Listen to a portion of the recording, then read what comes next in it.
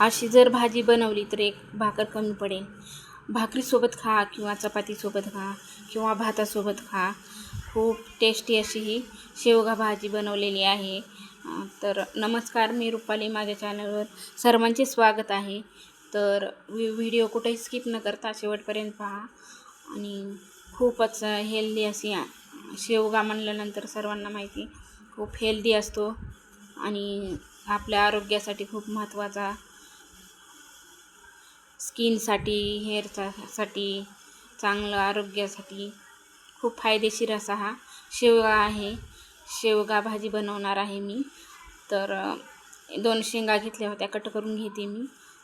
खूप असं मसाला शेवगा बनवायचा आहे. म्हणलं आता खूप दिवसांना इच्छा झाली काहीतरी तिखट खावं. आम्ही चिकन मटण असे वगैरे खातच नाही आहेत, त्यामुळं शेवगा बनवतात नेहमी.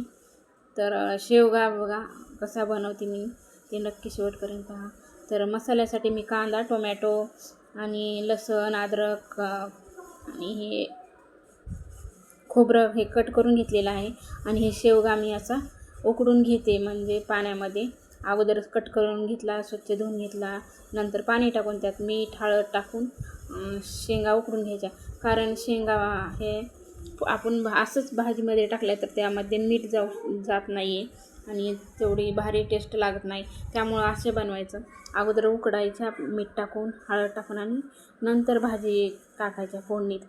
तर आता इकडं मसाल्याची तयारी चालू आहे.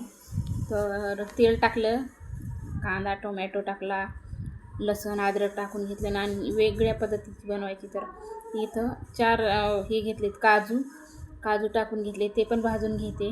कोथिंबीर टाकली, थोडासा कढीपत्ता पण टाकलेला आहे. आणि इकडं तोपर्यंत आपल्या शेंगा शिजत आहेत. खूप अशा मऊ होऊ द्यायच्या, नंतर आपल्याला भाजी शिजायला वेळ अजिबात लागत नाही. त्यासाठी अगोदरच शेंगा शिजवून घेते, मी नेहमी असंच करते.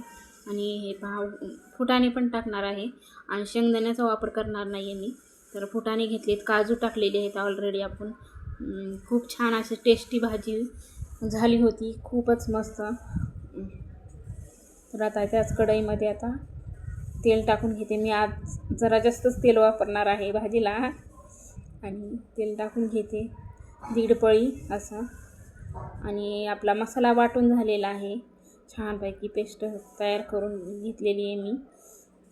हे पहा, तेल गरम झाल्यानंतर जिरे टाकते थोडीसे.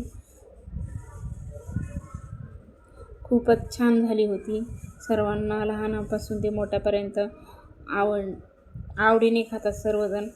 तर मुलांना तर अशा भाज्या आवडतात माझ्या, मसाला भाज्या पाहिजे त्यांना, खूप आवडीने खातात ते. मग त्यांच्यासाठी कधी अशी असती काजूची, पनीर, शेवग्याची भाजी अशा बनवाव्या लागतात, मग ते आवडीनं खातात. तर हे पहा, मसाला वाटून घेतलेला आहे.